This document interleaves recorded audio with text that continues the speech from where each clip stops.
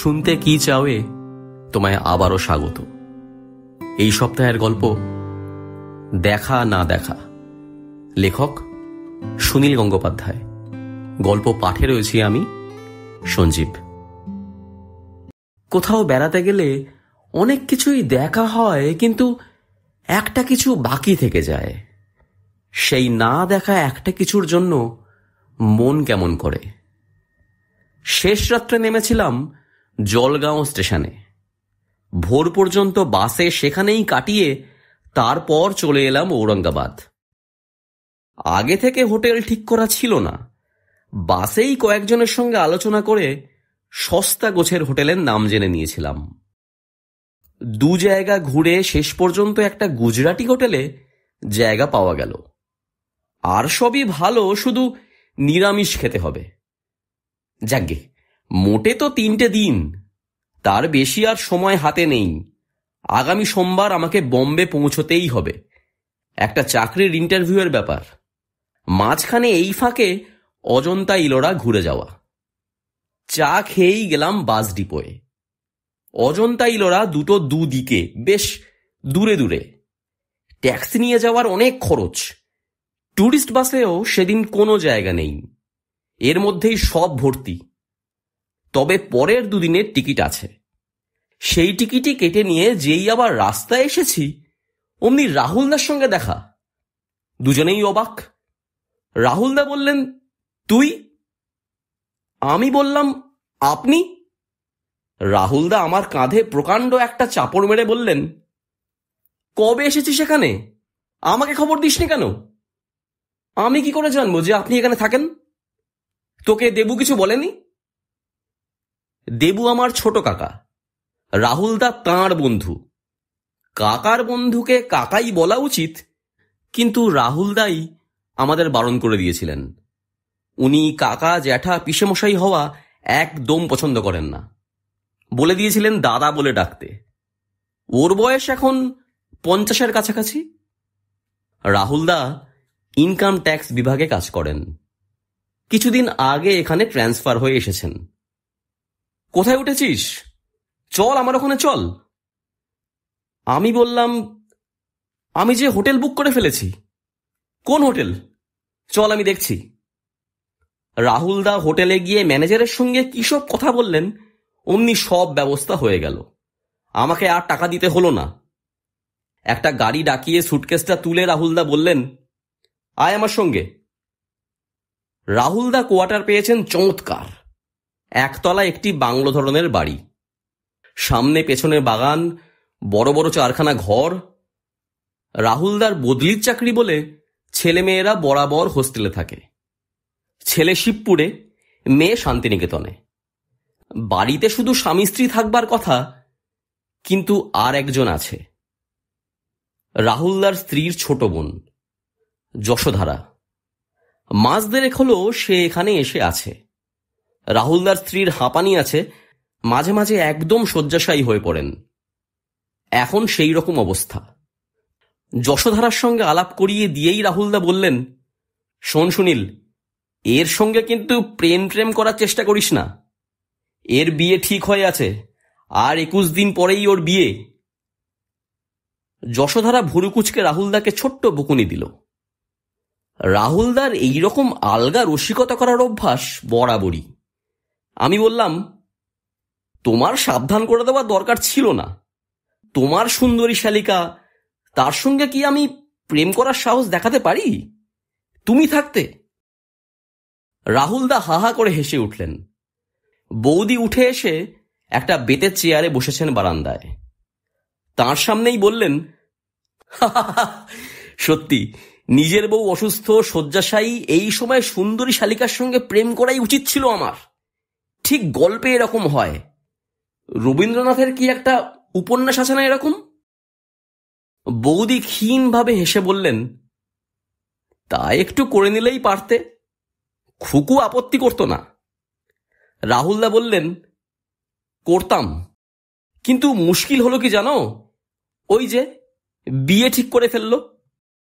কুমারী মেয়ের সঙ্গেও প্রেম করা যায়, বিবাহিতা মেয়েদের সঙ্গেও প্রেম করা যায়, কিন্তু যে মেয়ের আর মাত্র মাসখানেকের মধ্যেই বিয়ে হবে, নিজেই সে বিয়ে ঠিক করেছে, সে মেয়ের সঙ্গে প্রেম করতে নেই, সেটা আনএথিক্যাল। যশোধারা বলল, রাহুলদা, আপনারা বুঝি কোনো মেয়ে দেখলেই প্রেমে পড়ে যাওয়ার কথা ভাবেন? সেই মেয়েটি রাজি হবে কিনা সে কথা ভাবেন না? প্রেমে পড়া ছাড়া বুঝি আর কোনো কাজ নেই মেয়েদের? রাহুলদা বললেন, যতই কাজ থাক তা বলে কি প্রেমটা বাদ দিলে চলে? এই যে সুনীলদাকে দেখছো, এ যে কত মেয়ের সঙ্গে। আমি বললাম, রাহুলদা, তুমি ভুলে যাচ্ছ আমি বেকার। বেকারকে কোনো মেয়েই পাত্তা দেয় না। বেশ কিছুক্ষণ আড্ডা জমানো গেল। আমি মাত্র 3 দিন থাকবো জেনে ওরা সবাই বেশ আফসোস করতে লাগলেন। রাহুলদা বললেন, তুই যদি আর কয়েকদিন আগে আসতিস, আমার অফিসের গাড়িতে আমি যশোধারাকে অজন্তা আর ইলোরা সব ঘুরিয়ে দেখালাম, তখন এলে একসঙ্গে হয়ে যেত। আমি বললাম, তাতে কোনো ক্ষতি নেই, আমি ট্যুরিস্ট বাসের টিকিট কেটে এনেছি। রাহুলদা বললেন, অবশ্য ওরা ভালোই দেখায়, অনেকটা সময় দেয়, 2 জায়গা ঘুরতে তোর 2 দিন পুরো লেগে যাবে। যশোধারা জিজ্ঞেস করল, আপনি ঔরঙ্গাবাদ কেভস দেখতে যাবেন না? আমি অবাক হয়ে বললাম, এখানেও কেভস আছে নাকি? জানতাম না তো। রাহুলদা বললেন, এখান থেকে খুব কাছেই 5-7 মাইল দূরে পাহাড়ের উপর কেভস আছে, অজন্তার মতনই, তার দেওয়ালে ছবি আঁকা। অনেকেই এর খবর রাখে না। যশোধারা বলল, খুব সুন্দর, কিন্তু কয়েকটা ছবি আমার খুব ভালো লেগেছে, বিশেষ করে সেই নর্তকী। রাহুলদা বললেন, ঔরঙ্গাবাদের কেভস আমরা আজ বিকেলেই সুনীলকে দেখিয়ে আনতে পারি, 1-2 ঘন্টা লাগবে, আমি অফিস থেকে একটু তাড়াতাড়ি চলে আসব। সেই রকমই ঠিক হয়ে রইল। রাহুলদা অফিসে চলে গেলেন। আমি খেয়ে দিয়ে একটা ঘুম দিলাম। 4টের সময় রাহুলদার অফিস থেকে গাড়ি এলো, কিন্তু রাহুলদা এলেন না। ড্রাইভারের হাতে 2খানা চিঠি, একটা আমার জন্য, একটা যশোধারার। আমার চিঠিতে রাহুলদা লিখেছেন, উনি অফিস থেকে তাড়াতাড়ি ফিরতে পারছেন না, বম্বে থেকে কয়েকজন অফিসার এসেছেন, তাই একটু বেশিক্ষণ থাকতে হবে, ফিরতে ফিরতে 6টা হয়ে যাবে, অন্ধকার হয়ে গেলে আর ওই গুহাচিত্র দেখতে গিয়ে লাভ নেই, সুতরাং আমি যেন তখনই ওই গাড়িতে বেরিয়ে পড়ি। যশোধারা তার নিজের চিঠিটা পড়ে বলল, একলা একলা আপনার যেতে ভালো লাগবে না, রাহুলদা লিখেছেন আমাকে আপনার সঙ্গে যেতে। আমি ভদ্রতা দেখিয়ে বললাম, আপনি তো কদিন আগেই ঘুরে এসেছেন, আবার যাবেন কেন? আমি একলাই দেখতে পারবো। যশোধারা বললেন, ওসব জিনিস বারবার দেখা যায়, আমি এক্ষুনি তৈরি হয়ে নিচ্ছি। বেরোতে বেরোতে আরও 0.5 ঘন্টা সময় লেগে গেল। তারই মধ্যে আকাশে ঘনিয়ে এলো মেঘ, একটু বাদেই আলো কমে আসবে। যশোধারা নিজের ঘর থেকে ছুটে বেরিয়ে এসে বলল, ইস, দেরি করে ফেললাম, চলুন চলুন, এরপর আর ভালো করে দেখা যাবে না। ড্রাইভার লম্বা সেলাম করে আমাদের দরজা খুলে দিল। আমরা উঠে বসলাম। গাড়ি ছাড়ার সঙ্গে সঙ্গেই ঝিরঝির করে বৃষ্টি নামল। প্রথম 5 মিনিট আমরা কোনো কথা বললাম না, তাতে আমার নিজেরই খুব অস্বস্তি লাগলো। যশোধারা নিজের ইচ্ছাতেই যাচ্ছে আমার সঙ্গে। আমি বললাম, আপনি এখানে আর কদিন থাকবেন? যশোধারা বলল, আর 7 দিন। দিদির শরীরটা একটু ভালো হলে দিদিকে একেবারে সঙ্গে নিয়ে যাব। আমি হেসে বললাম, বিয়ের জন্য কেনাকাটা তো করতে হবে, তার জন্য এই কটা দিন সময়? আজকালকার মেয়েরা বিয়ের কথায় লজ্জা পায় না। যশোধারা অম্লান মুখে বলল, সেসব হয়ে গেছে। আপনার বিয়ে হবে কোথায়? কলকাতায়? আমাকে চমকে দিয়ে যশোধারা বলল, না, বিলেতে। বিলেতে? হ্যাঁ, ও মানে কৌশিক, যার সঙ্গে আমার বিয়ে হবে, তার আসবার কথা ছিল, কিন্তু এই মাসেই ও চাকরি বদলাচ্ছে। নতুন চাকরিতে এখন বেশ কিছুদিন ছুটি পাওয়া যাবে না, তাই আমিই চলে যাব ওখানে। দারুণ রোমাঞ্চকর ব্যাপার। বিয়ের কোণে যাবে বরের কাছে, একা একা? জিজ্ঞেস করলাম, আপনার সঙ্গে কেউ যাবে? না। আপনার বাবা মায়ের কষ্ট হবে না? আপনার বিয়ের সময় কেউ উপস্থিত থাকবেন না? আমার বাবা থাকেন স্বর্গে, তিনি এমনিতেই উপস্থিত থাকতে পারবেন না। ও। গাড়িটা যাচ্ছে খুব জোরে, সামনে দেখা যাচ্ছে পাহাড়। হঠাৎ বেশ জোরে একটা শব্দ হলো গাড়ির নিচ থেকে। তারপরই সেটা টালমাটাল হয়ে গড়াতে লাগলো বিপজ্জনকভাবে। মনে হলো গাড়িটা যে কোনো সময় রাস্তার ধার দিয়ে গড়িয়ে পড়ে যাবে। আমার নিজের জন্য কোনো চিন্তা হলো না, কিন্তু ভাবলাম, যদি যশোধারার কিছু হয়, যদি কোনো আঘাত লাগে। আর কদিন পরেই তার বিয়ে, তার জন্য বিলেতে একজন প্রতীক্ষা করে আছে। দরকার হলে আমার জীবন দিয়েও ওকে বাঁচাবো। গাড়িটা থেমে গেল রাস্তার এক পাশে। কি হলো? ড্রাইভারের কপালে বিন্দু বিন্দু ঘাম। সে কোনো উত্তর না দিয়ে নেমে গেল। আমিও নেমে পড়লাম। ড্রাইভার উকি মারল গাড়ির নিচে। একটু বাদ এসে উঠে দাঁড়িয়ে বিবর্ণ মুখ করে বলল, আমরা খুব জোর বেঁচে গেছি, গাড়ির অ্যাক্সেল ভেঙে গেছে। এই রে! যশোধারা মুখ বাড়িয়ে জিজ্ঞেস করল, কি হয়েছে? আমি বললাম, আমাদের লাক খারাপ, অ্যাক্সেল ভেঙে গেছে। গাড়িটার চেহারা বেশ চকচকে, নতুনের মতন, কিন্তু এইসব দিশি গাড়ি কখন যে খারাপ হবে তার কোনো ঠিক নেই। যশোধারা নেমে এসে বলল, গাড়িটা ঠিক করতে কতক্ষণ লাগবে? ড্রাইভারের বদলে আমিই উত্তর দিলাম, লোক ডেকে আনতে হবে, আজ তো হবেই না। যশোধারা কিন্তু একটুও ঘাবড়ালো না। সে বলল, আর বেশি দূর নয়, ওই তো সামনেই দেখা যাচ্ছে, বড় জোর 1 মাইল হবে, চলুন হেঁটেই যাই। হেঁটে যাব? তারপর ফিরবো কি করে? সে একটা ব্যবস্থা হয়ে যাবে কিছু। ওখানে নিশ্চয়ই অন্য লোকদের গাড়ি কিংবা ট্যাক্সি থাকবে, কারোর কাছে লিফট চাইলেই হবে। যশোধারা নিজে দেখেছে ওই গুহাচিত্র, তবু আমাকে দেখাবার জন্য ও হেঁটে যেতে চাইছে। মনে মনে আমি ওর কাছে কৃতজ্ঞ বোধ করলাম। কিন্তু বেশিক্ষণ হাঁটা গেল না। বৃষ্টিটা একটু থেমেছিল, আবার হঠাৎ এসে পড়ল হুড়মুড় করে। এমন জোরালো বৃষ্টি যে কিছু চিন্তা করারও সময় দিল না। কাছাকাছি আশ্রয় নেওয়ার মতন কোনো জায়গা নেই, এদিকে বাড়িঘর নেই একটাও। খানিকটা দূরে একটা একলা গুলমোড় গাছ রয়েছে। যশোধারাকে বললাম, চলুন ওই গাছটার নিচে দাঁড়াই। আমি বলতে না বলতেই যশোধারা ছুটতে শুরু করেছে। শাড়ি পরেও ও বেশ ভালো দৌড়তে পারে। কিন্তু গাছতলায় পৌঁছবার আগেই আমরা দুজনে বেশ ভিজে গেলাম। গাছতলায় দাঁড়িয়ে যশোধারা আঁচল দিয়ে মুখ মুছল।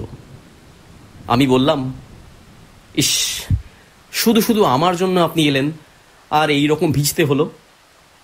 যশোধারা হেসে বলল, একটু ভিজলে কি হয়েছে, বেশ একটা অ্যাডভেঞ্চার হলো আজ। বৃষ্টির সঙ্গে সঙ্গে প্রবল ঝোড়ো বাতাস, শুকনো পাতা আর ফুল ঝরে পড়ছে গাছটা থেকে। একটু বাদেই গাছটা আর আমাদের আশ্রয় দিতে পারল না। গাছের পাতা চুঁইয়ে বৃষ্টির চেয়েও জোরে জল পড়তে লাগলো আমাদের ওপরে। দাঁড়িয়ে দাঁড়িয়ে ভেজা ছাড়া উপায় নেই।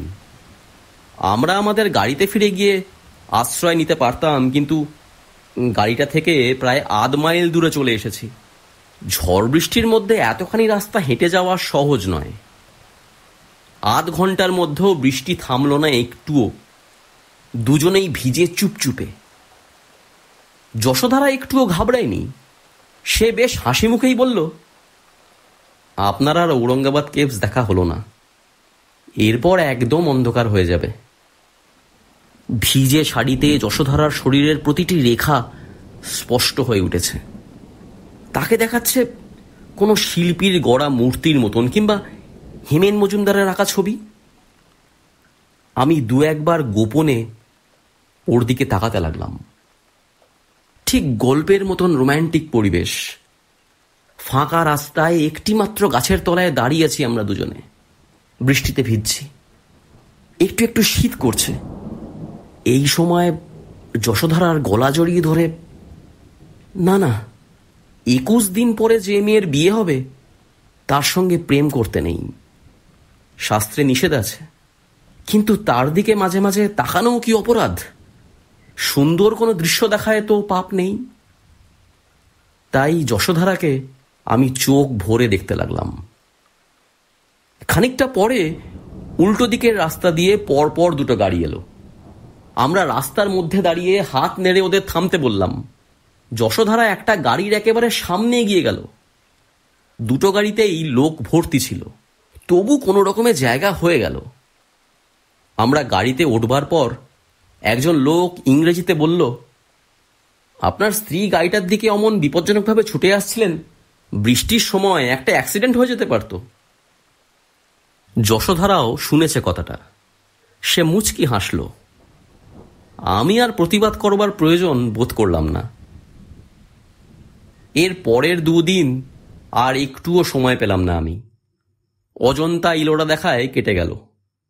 তারপর রাত্রিরের বাস চেপে বম্বে। ঔরঙ্গাবাদ কেভস আর দেখা হয়নি। কিছুদিন আগে একটি ইতিহাসের বইতে ছবি দেখছিলাম সেই কেভসের সেই বিখ্যাত নর্তকী। আমার দীর্ঘশ্বাস পড়ল। অত কাছে গিয়েও দেখা হয়নি। আর কি কোনোদিন দেখা হবে? ঔরঙ্গাবাদ কেভসের নর্তকীকে আমি দেখিনি। তার বদলে দেখেছিলাম এক জীবন্ত ছবি। সেই গুলমোর গাছের নিচে বৃষ্টির মধ্যে যশোধারার সুঠাম শরীর, হাসিতে উজ্জ্বল মুখ। যশোধারা এখন বিলেতে। তার সঙ্গে হয়তো জীবনে আর কখনো দেখা হবে না, কিন্তু তার বৃষ্টি ভেজা ছবিটা বহুদিন বাঁধানো থাকবে আমার বুকের মধ্যে।